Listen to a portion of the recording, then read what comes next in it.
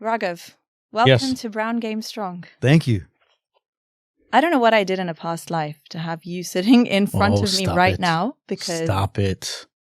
I know it's cheesy, but as I was saying to you just now, your music formed a huge part of who I am today. Well, thank you. And I'm not just saying this for myself. I say this for a generation of 80s babies, 90s babies, people who are, desi, but maybe don't live in the homeland. Mm-hmm. They are confused about where they fit in. Yeah. They're code switching.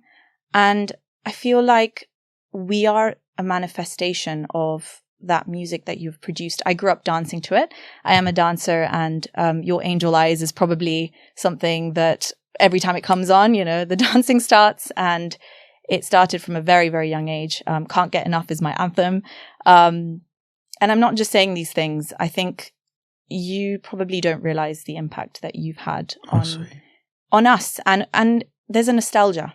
Like, I live in the noughties. Mm-hmm. I live in that era of music. I feel like that is the best era of music.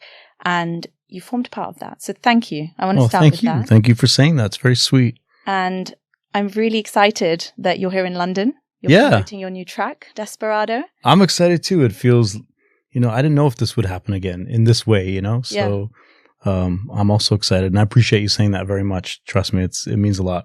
I want to start off by just asking what it's been like for you, being back, getting back into promotion season, being in London, doing BBC, doing this podcast. Well, it's been wonderful. It's been great. It's been a little overwhelming. I mean, the fan reaction to the new single has been amazing. I think this record feels a little more, how do I put it? Like, it feels more special than stuff I've released in the past few years. Special is the wrong word.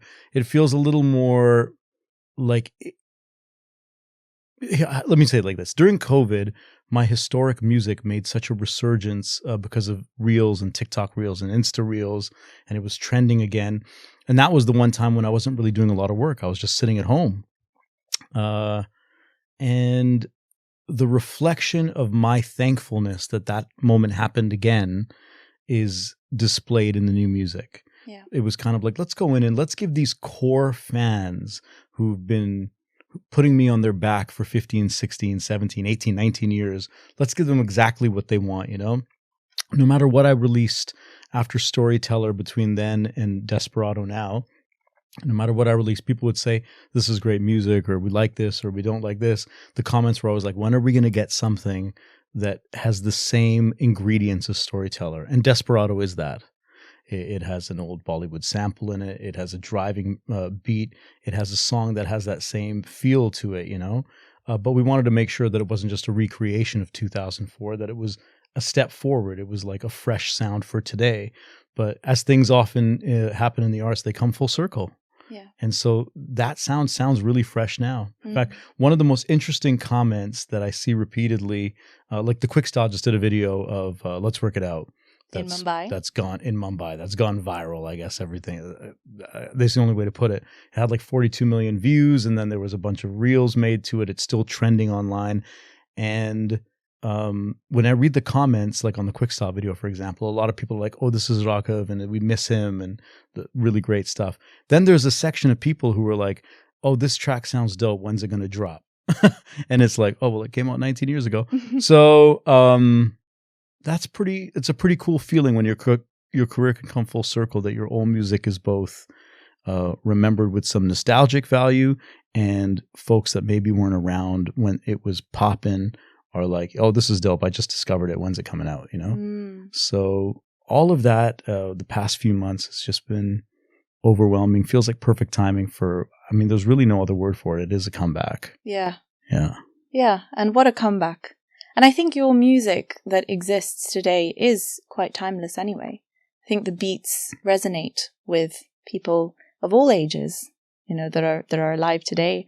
I know I was mentioning I live in nostalgia, but that's also because, this is music that is catchy, and it is music that reminds us of how good, times were and are today as well. But the parties we went to when we were teenagers or in our early 20s, like all those memories come back. Yeah. And you kind of associate them with these songs. So I'm really glad you're back. Thank you. I want to start off by asking about young Raghav, about your childhood. On Brown Game Strong, we really believe that, it's important to learn about where we've come from, because that kind of determines, what things motivate you today, what drives you to create the kind of work that you create today, and what stories and messages you want to put out. So I read that you grew up in Canada. Yeah. And you spent time in India. Well, not really. Okay. Like just like everybody else, I went on a couple of vacations when I was a kid.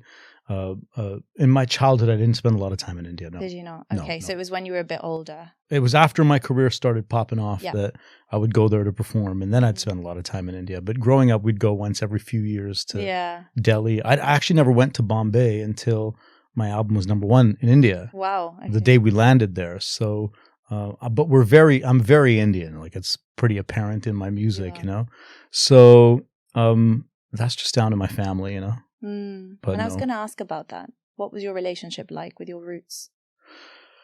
Well, my roots are my parents, and their roots were strong. And they, when they moved to Canada, like a lot of immigrants that came over, they were the only brown faces at work or in the town. They immigrated from India to Quebec. My father had a job there already in the mid to late 60s, and then he went back to India for a trip, I guess to find a wife.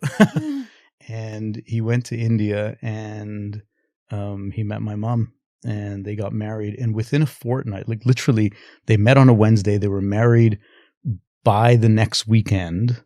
And within a fortnight, mom had moved with a stranger from India to the coldest of winters in Canada. And so when that happens, you keep your roots intact, because really it's all you have in a very strange village in some ways. They moved to Sept-Îles, Quebec. And they just did a wonderful job of that. My sister and I grew up on Hindi cinema, Hindi music, the food, the culture, but it wasn't done in like a segregatory way where we weren't part of anything else that was happening in society. It was just like an added thing we had in our lives, Yeah. So it always felt like a benefit. It never felt like a hindrance in any way that we were any less anything else. Does that make sense? Yeah, it does. And so it was just beautiful. And the big thing was music. It just always played in the home. What songs played in the home? Well, a lot of the stuff I've sampled, a lot of Opinaya stuff, like Kabhi Yaar Kabhi Paar, and from that era, the Devanand and Dilip Kumar era, going into Artie Burman. Obviously, my sister is 9 years older than me, but by the time mom was still playing Opinaya and Mukesh and Muhammad Rafi and all those voices that, are evergreen, my sister had got into Artie Burman, and she was a big Amitabh Bachchan fan, which, of course I am. And it was just the soundtrack of our home. Harry Belafonte died this week, and I just told online that my father used to work in Germany, and one time he came back with a Harry Belafonte tape for me, and it just I just played it over and over again because Dad bought it for me, and I just fell in love with the sounds of the island. So somewhere between those sounds and then the old Hindi film music, and then me getting into Michael Jackson and Stevie Wonder, like that is Storyteller. That is exactly what my music is and what made me who I am. So my childhood was rooted in the arts, and very lucky. I grew up in a very fun home. There was a lot of laughter in our home. Today, even now, like I feel like I'm in a good relationship if I'm laughing a lot with somebody. Yeah. And it was just, I hit the parents' jackpot. Like there is no sitting here telling stories that I have to overcome my childhood. I was very lucky. In fact, as I've gotten older and met people and dated people and friends and all that, I know now more how lucky I am that my childhood was. In fact, if I have dysfunctions that I've had to overcome, they've been in my adulthood. Yeah. They were not really in my childhood, So I was very lucky because of that, because it gave me a baseline to come back to whenever I strayed. Was it when you became famous? No, what you mean in terms of like when I started to maybe deal with some difficulty? Yeah. No, I mean the first couple of years were really great. I think the idea that when you have so much success, I don't want to say early on because I really struggled. Like, my debut album didn't come out till my mid-20s, and I'd been away from home since I was 18. So when you're away from home for 6, 7, 8 years without any success, and all your friends have become engineers or accountants or doctors or whatever, I mean, by the time the album, just before the album came out, I felt like an abject failure. Yeah. So the good thing is I didn't quit before the miracle happened, and I had people in my life that wouldn't allow me to do that. So, but yes, my 30s were really difficult. My 30s were like very hard. We could do many hours of podcast on my 30s. Great. I'm looking forward because I'm turning 30 this year. So. Oh, yeah. Well, listen, yeah, I think you'll be fine. But I had a very unique set of 20s, and the music industry completely changed. I mean, the format of how people consumed art, the expectations that were set based on my debut record, signed to a major, and then all of a sudden I didn't have a record deal. I was paying for everything myself. It's different when you have to pay for things yourself, and you're calling folks to, like I was on billboards, and now you're like, how do you get on a billboard? Like, how does that work? And you're figuring it out as you go along, and it's really hard. And not everyone in the industry is entirely trustworthy. Yeah. And I think I was jaded. I was probably a little frustrated. They wanted me to change my name. Labels were interested in my music, but they would say, the Indian thing is kind of done. And I was like, well, I can't all of a sudden be un-Indian. And they're like, well, you could be culturally ambiguous. You could just change your name to like Ricky Ray or something that's like ambiguous. And I'm like, I don't think I could do that. So in fact, I doubled down, and my next album was called Identity, in a moment of great passive aggression, and decided to have more Hindi stuff and more Indian influence on the next album. But again, I was doing it all on my own. I would license it, but it was a really different climate. And to be fair to music executives, all of a sudden we went from me doing signings in HMV to iTunes to Napster. Like it was really weird and really strange. I'd sold 1 million albums, more than 1 million albums of my first album. And then all of a sudden the CNN ticker would show other artists reaching 1 million albums who were much bigger names than I was. So that's how exponentially less albums were being sold in the marketplace. Yeah. And it changed so much, and I was trying to navigate all that. And I felt like I was swimming alone in very deep waters, And though it was a great time to learn, and I was still having successes that allowed me to continue my career, it was a really difficult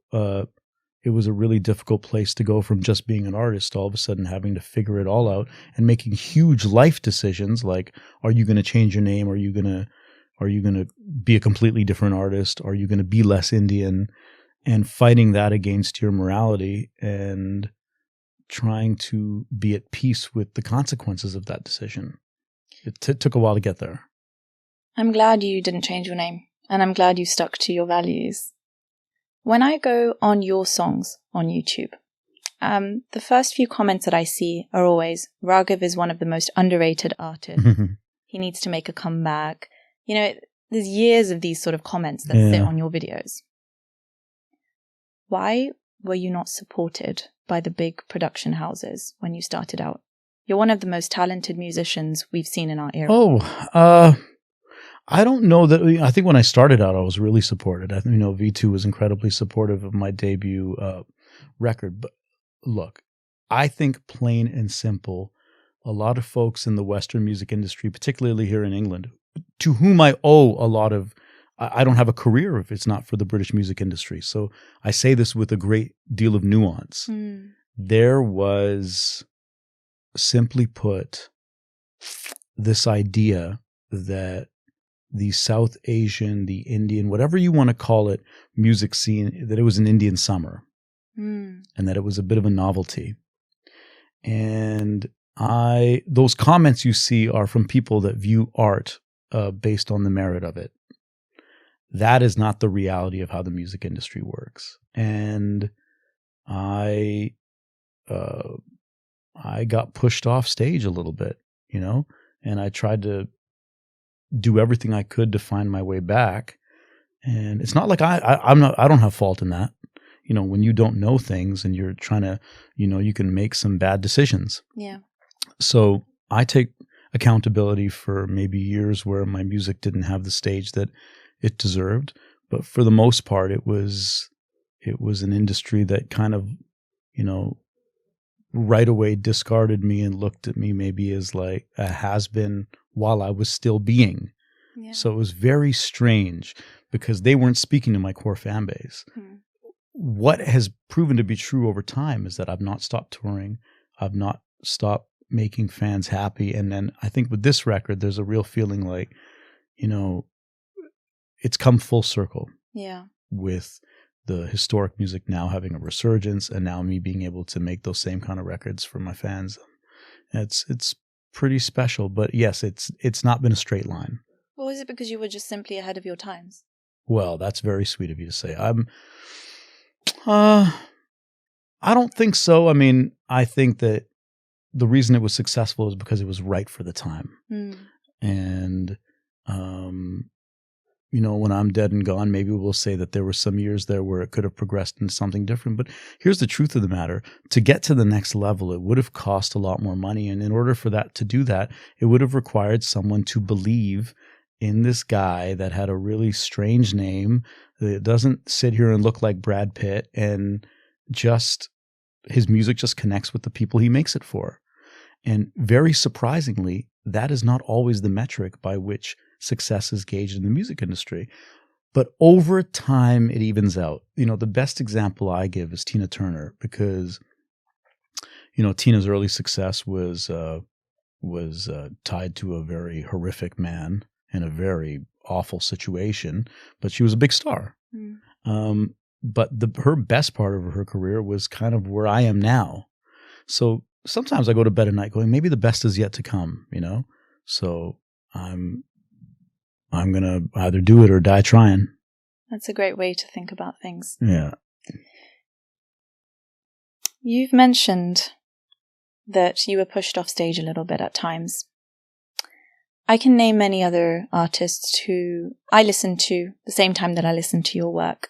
And I always wonder, what was the industry like among artists at the time?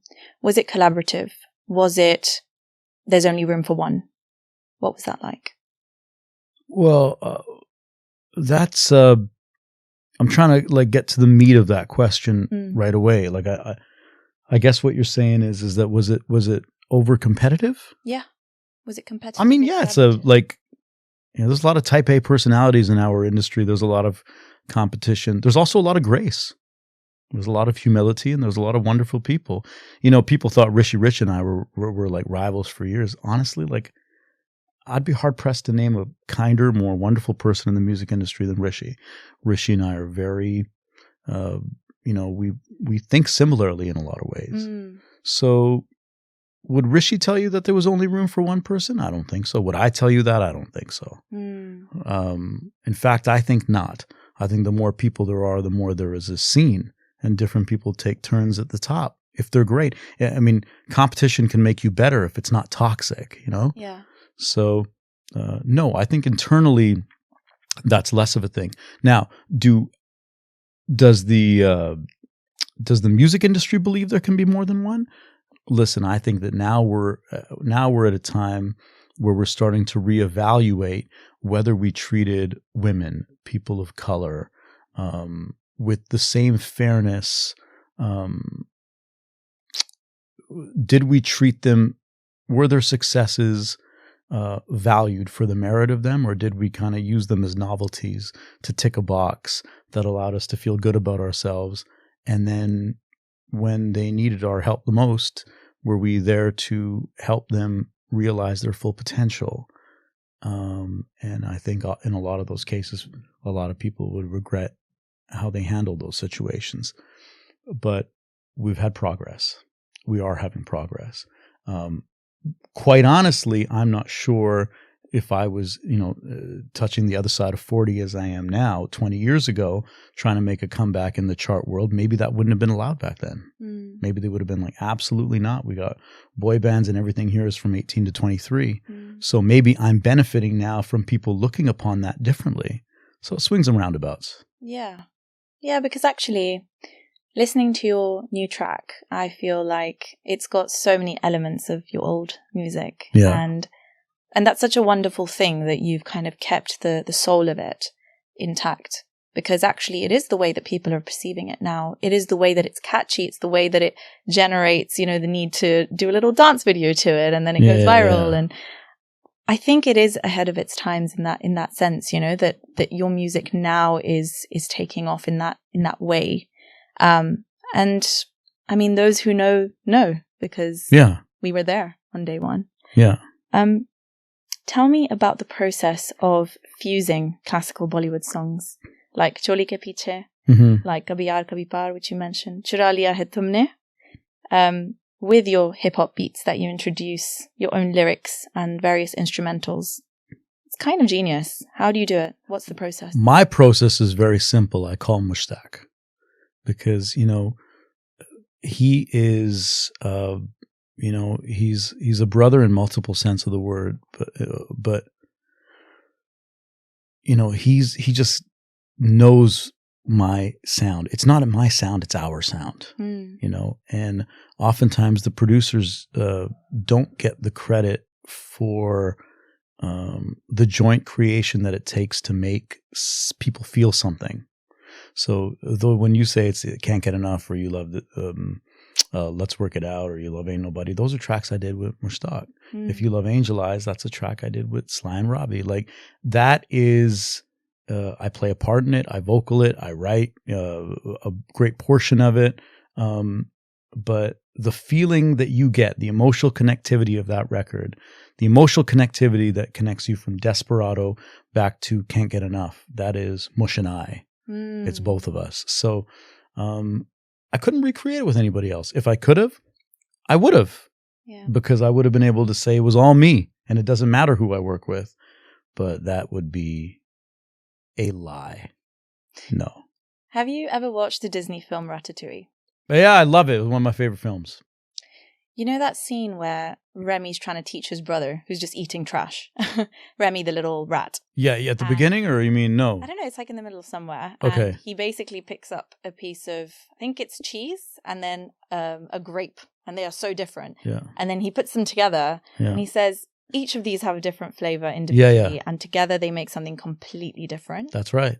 That is it, right? It's so wild that I thought of that analogy, but I thought that is how I can describe your music, because that's right. When I listen to, say, Can't Get Enough or Let's Work It Out, there are very, old Indian Bollywood lyrics, and the sound is intact as it was, but you've turned it into something completely different, and suddenly I'm dancing to it, and people are twerking to it, and it's pretty wild how your brain works in that way to actually fuse it together. And it's nice that there's a partnership there, that you've been able to do it with someone. Because sometimes you just can't, I guess you can't recreate things. They just kind of happen, right? Like you hear so many, motivational stories of people, oh, I do this and I do that and I wake up at 5 a.m. and, No, I don't. But sometimes we're just there, like trying to figure it out, and it sometimes works out, right? Look, the art lives as soulful as the artists who made it are. And Mush and I this is a labor of love. We are not in the studio cutting corners, and we're not just trying to get the record out. And if either of us have ever done that, you would hear that on the record. But this is like, how do we make something that makes us go, oh, every 10, 20 seconds? Yeah. And that's really hard to do. That's magic, and there's so few times in your life where, whether it's in your personal life or your work life or your love life, that you feel magic. And when you do, that's when you make something special, and that's when it lives for a long time. So just like the first records live for 20 years to date, and I think they'll live longer, I think what Mush and I have done on Desperado is going to live for quite some time as well. In an era where songs only live for like 4 weeks. Mm. So our goal is not to have a song that lives 4 to 6 weeks. Our goal is to have something that lives for another 25 years. Yeah. I'm sure it'll be a banger in 25 years. I hope so. How do you feel that your music has been perceived and consumed across the world through India, Canada, the UK, America? What are the differences in the audiences? Well, we spent so much time talking about how different we are, which is kind of why we're all a little fucked up today in so many ways. The truth is that there's so many similarities, it's uncanny. Like when I'm performing at a auditorium in Hyderabad, it is pretty much the same reaction I get in Houston or Halifax. Like, we are all quite similar. It would be great now if my music could get the platform where it reaches the folks in the mass that it did before. So like now, for example, everything's going right on the record. We are trying to get Spotify to add the song to playlists because people love it when they hear it. Yeah. How do we get them to hear it? Yeah. What can we do to get them to hear it? And the truth of the matter is there are still gatekeepers. There are still ways to amplify the record. And being an independent artist, I don't have immediate access to everybody that can help me do that. So it's a longer process. But that's kind of fun too. It's fun to watch it grow. It's fun to prove people wrong. It's fun to exceed folks' expectations, So that's my job right now, is to just be happy with what I got, but not give up and not get frustrated when it doesn't happen. It's a marathon. It's not a sprint. Are you there yet? Oh no, like not even close. I mean, a few things happened in my life recently that made me realize that I'm quite a far away from being where I want to be. My daughter was born 7 years ago, and it was a surprise. It wasn't, and my life situation has made it such that, I'm a single dad. Like I co-parent, and that's not how I drew it up. But whoever was drawing it kind of created a masterpiece because she's amazing. It's made me a better person in millions of ways. But more importantly, I kind of realized that I don't want her to read old headlines. I still have so much to give and so much in me that I have a new motivation. And when you're an artist, there is a certain amount of everything becomes about you. Yeah. And my daughter was born, and I was very clearly in second place in every category in my life. So I would like her to experience what it feels like when her dad is doing something excellent in that moment, and how it feels and how people react to it. I want very selfishly for her to see and feel that. COVID, when COVID first happened, I was like, oh my God, we're all going to die. And Same. And a lot of folks did. Yes. It was horrific. And I remember thinking, if I died today, the headline would be Angel Eyes singer Raghav has died. And I was like, okay, that's a pretty good headline, actually. I done did something. But then I thought, wow, actually, my only goal now artistically needs to be, from a big picture perspective, I got to change that headline between now and when I die. I got to change that headline. And that was a real focus point for me. And then the last thing that happened was my dad passed away in November. And Dad was he was 88, and it was not a tragedy. He lived a wonderful life, but it reminded me how blessed I was to have a father that loved me as unconditionally, and a mom that have loved me as unconditionally as they have, and that really, by virtue of how much they've loved and cared for me and supported me, even when other people wouldn't have. I think a lot of people might have made fun of them for allowing their very eligible 18, 19-year-old son to go into the music business. That, there's not really anything you can overcome if you have folks that love you like that. So that was, when Dad passed in November, I was, even though he was 88, I was heartbroken. And I was like, okay, well, he's got a legacy that I want to carry on. And for me, one way to do it is through my music. I'm really sorry to hear that your dad passed. Oh, I appreciate that, but that's life. C'est la vie. C'est la vie.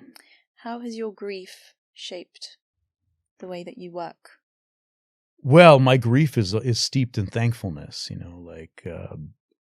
Dad was an incredible man. He was the first in his family to leave India and work abroad.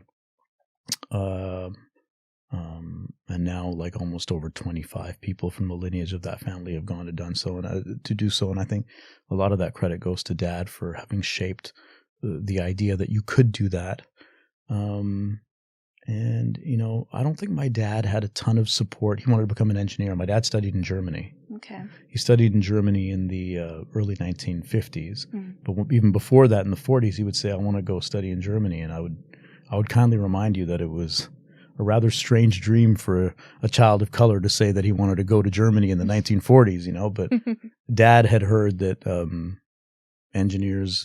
great engineers were coming out of the schools in Europe, and he had kind of stuck with them. So he did a lot on his own. He was a pioneer in his own way in many respects. That he followed his passion and he did what he wanted to do.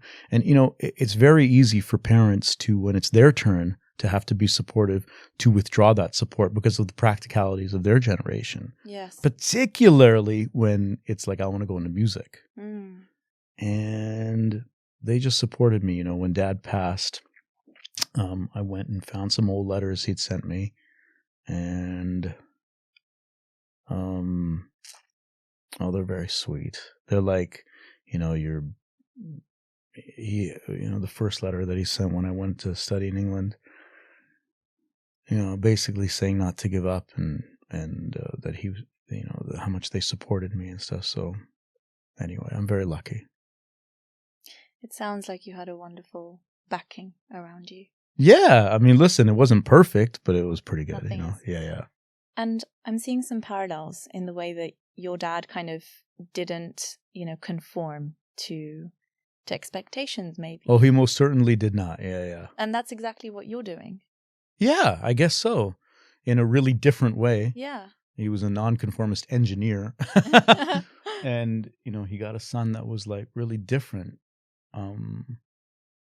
But no. Mom's very artistic. Okay. Mom co-wrote Teri Baton with me. Wow. Yeah, so she's like, Mom is, you give Mom a task to do that's steeped in talent. She's incredibly talented. Wow. And Dad didn't have those talents. But Dad's talent was just how to love. I love that. So pretty good. That's sometimes all you need, right? You just need someone backing you and letting you fly. Yeah, well, there was no fear of failure, right? Like I never feared that if I failed or I fucked up, that there was going to be some negative consequences at home for it, as long as I tried. I think in my mid-20s, they were like, this is taking a bit long. You've been gone for a little bit now. And they were perhaps concerned that, you can't see the label when you're in the jar. And I think they thought I was incredibly talented. And I was like, I think I'm really good at this. But it just, it hadn't happened yet. But then when it, we didn't, like I said, it's not that I didn't quit before the miracle. I mean, no one would have allowed me to. What was the moment where you realized, shit, I've made it? Oh, yeah. I think Top of the Pops. The first time I did Top of the Pops, that's when it was live. And a dancer almost kicked me in the head. It would have been a blooper of all time. He's like an inch away from concussing me, a break dancer. And I came off stage and it was like, wow. Because, I'd been in England long enough to know what that show meant. Yeah. And I knew what that meant for my career. And I knew that even if that was it, like... It's pretty damn good. That was pretty damn good. It felt really great. So I think that was a moment where I was like, wow, I can't believe I did this. So we spoke about how your music has shaped maybe the identities or, provided comfort to a lot of people, a generation of people who may have been confused in their identity. Is that an intention that you had when you were creating your music? No, I mean, in fact, anything I was inspired because I'd been here the years previous and I was watching Goodness Gracious Me and discovered Nitin Sawhney and Talvin Singh. And obviously, previously I'd grown up with Apache Indian. Yeah. So for me, it was just like the next line and like, how do I do it? What is my instrument and what am I doing? And it just felt natural. I knew that there was millions of people like me. And here's the thing. It's not like it was music just made for NRIs. I mean, my music, very thankfully, has a special place in the heart of people in India and Pakistan and Sri Lanka and Bangladesh. And if I've forgotten a country, please forgive me. But everywhere, you know what I mean?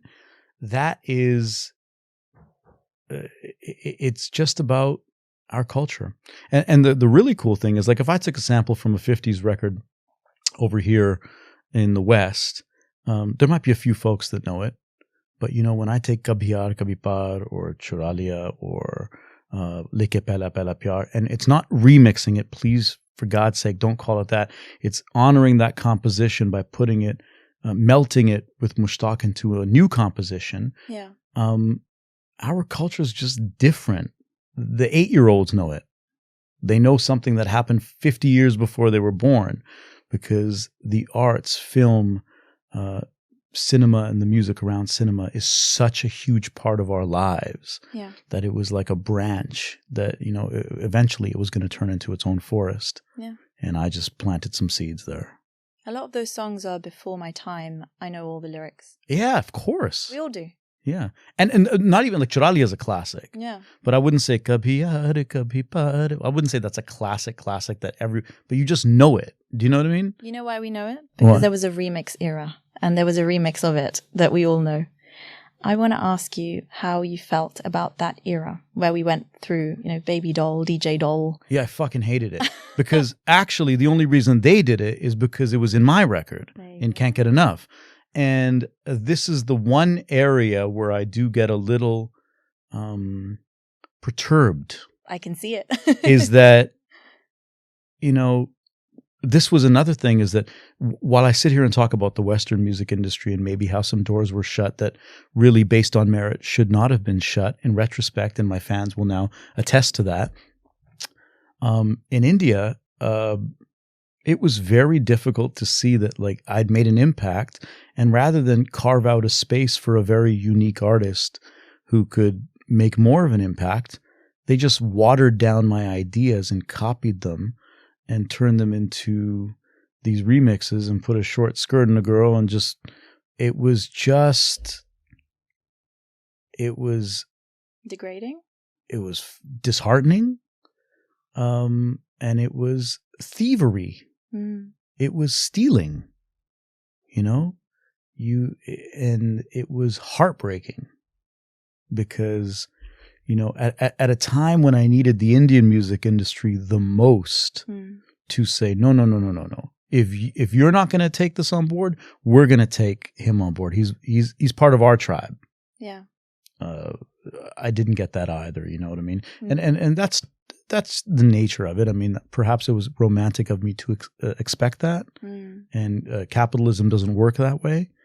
But it made the feeling now when I take a sample and I put it in Desperado is different. I had to get over that. Yeah. Because you couldn't just do that. I would send demos sometimes of songs that sounded, and by the time I sent the demo and the paperwork was done, I would hear my demo in a movie that was so close. And, Mira Sayal once told me, when I was kind of just bitching about this one day, she's like, Raghav, the word copyright in India means they have the right to copy your shit. And she was right. So that was difficult. But now, because we can speak to our fans directly, some of those same folks are, they have to recognize that there is some value. Yeah. You can't just take something and run with it in a way that is not moral, that could come back to you.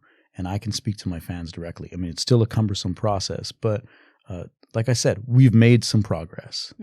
Speaking of, thievery, there was also a whole era where we all downloaded songs on LimeWire. myself included. I think I probably downloaded some of your songs on LimeWire. I apologize for that. But what was it like seeing all of that happen around you? I don't look at that as. I think there was just a lot of confusion.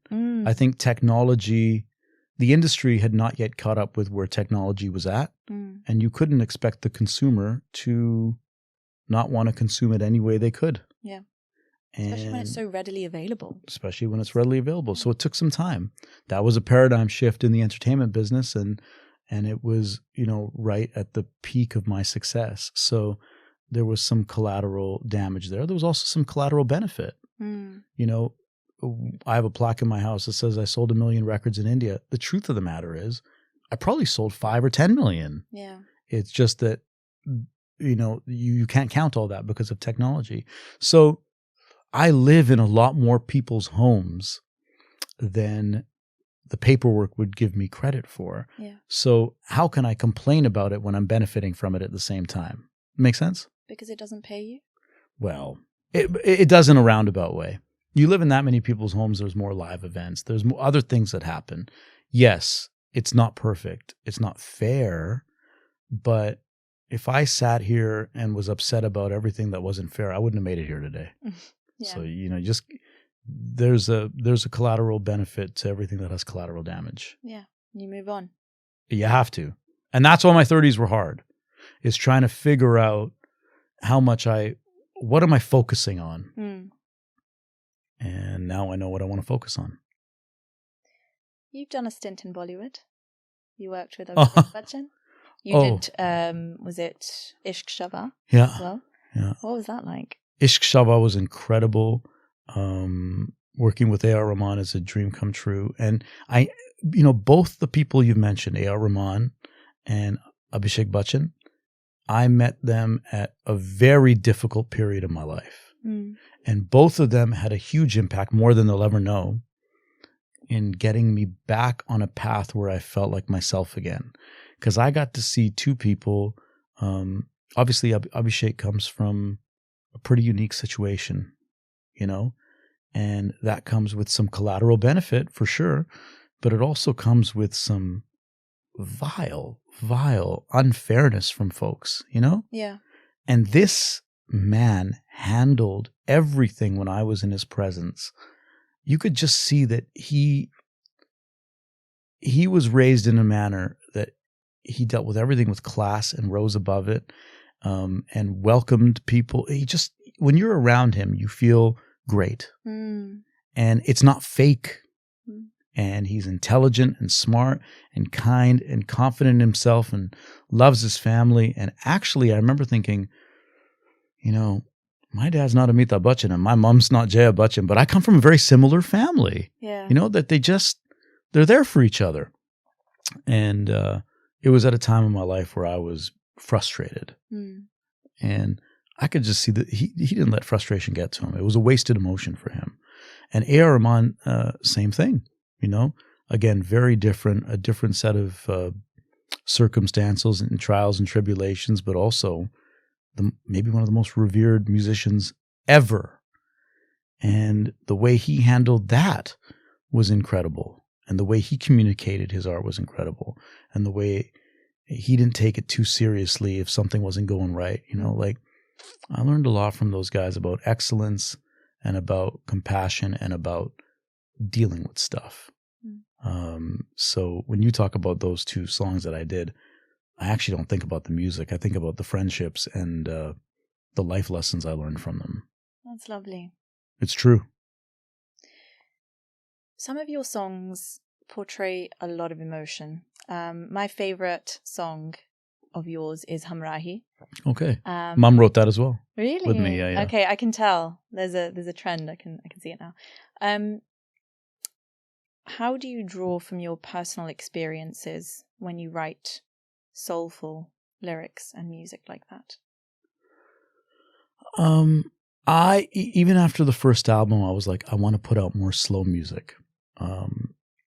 But, my business was not such that slow music was profitable. Like I wasn't going to get more live work because I was putting out slow records. Like I was playing clubs, you know what I mean? If you've been to a gig of mine, you know, that's kind of what the fans wanted to see. But to me, it was about expanding into like, it still is in some ways, you know, like I would love to sit at Radio 2, you know? That's kind of where I would like to be as an artist. That's where the trajectory of my art will go over the next year and a half, I think. It's just those records have to be even more honest. Yeah. Every record has to be honest. Every song has to be honest. But like I grew up in Western Canada. I listen to a lot of country music. So I know how a turn of a phrase or a word or jump from an end of a pre-chorus into a chorus, how it can move your emotions. And that's the same in Hindi music, you know. It's the same in any genre, R&B, you know. So Boys to Men. So I would love to make more music like that, but I do love making mid-tempo and slow songs. And for me, like it really tests my writing ability. Yeah. So we're in 2023. Okay, good. The TikTok era. Yeah. You have a song coming out with Tesher, who completely blew up. Yeah. With his young Shah Rukh, his Jalebi Baby. What was the process like of creating with him? And did you reach out to him? Like, how did that happen? Yeah. I just was like, you got to be on this record. I sent him a couple of choices, but he actually picked this one. And I'm learning a lot from him. He's incredible. He's like a mini version of you in many ways. Actually, that is true. Yeah. When I see him, I do feel like I've, you know, whatever the record does, I feel like I've gained a bit of a little brother. Because, you know, Jalebi Baby reminds me of where Angel Eyes a little bit. And we're from similar parts of Canada. We have a similar sense of humor. Yeah, there's a lot there that's uncannily similar, actually. And I'm rooting for him. I have no doubt that he's going to take our music to new heights. And I feel pretty privileged that he's on this journey with me. You know, it says a lot about him too, that coming off Jalebi Baby, this is the first record he's been on since Jalebi Baby's been out. And coming off of that, he probably had a lot of choices on what he was going to do next. Yeah. That he was on this and showed belief in this. I appreciate that, but it says a lot about him as a person too. Yeah. I think he saw it the way you might have seen it as well. There's magic here to be created. I hope so. And it is magic. I hope so. From your almost 20 years of experience in this music industry, what do you hope to now see more of in this space? I think art should be a meritocracy. I think what people feel is what should resonate. I think we're entering a time where that is the case, more so than it's been for quite some time. I also hope that people live with stuff that they love longer than they are. You know, it's an era where we listen to 15 seconds of a song rather than the full 2.5, 3.5, 4 minutes. Yeah. It's an era where things are happening so quickly. You could release a song today and have it on iTunes tomorrow or have it on Spotify tomorrow. That we're inundated with so much information. It is hard to let that sometimes seep in beyond your pores. But great art will resonate with you decades later. So it is benefit to everybody if something they love, if it sticks with them, you know, for a long time. So I don't know what that looks like. I don't know if it's the resurgence of the album. I don't know, the comeback of the album. I don't know exactly what that is, but that I think is the next step, you know, is how do we make things last longer? And be slower. And be maybe a little slower, yeah. I agree with that. I'm going to throw you under the bus. Thank you. Well, this is selfish because I'm sitting opposite you. Please, could you sing a verse of Teri Baaton Mein for us? Yeah, of course, of course. O teri aankhon mein इकरार की बातों में भीगी भीगी रातों में मुझको है खो जाना हो तेरी बातों में ऐसा उलझा जिया, बैठे ही बैठे मैंने दिल खो दिया हो.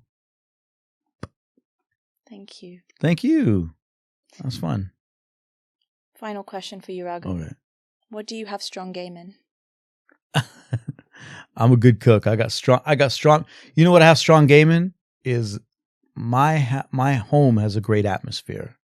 Love that. It's my home is a happy place.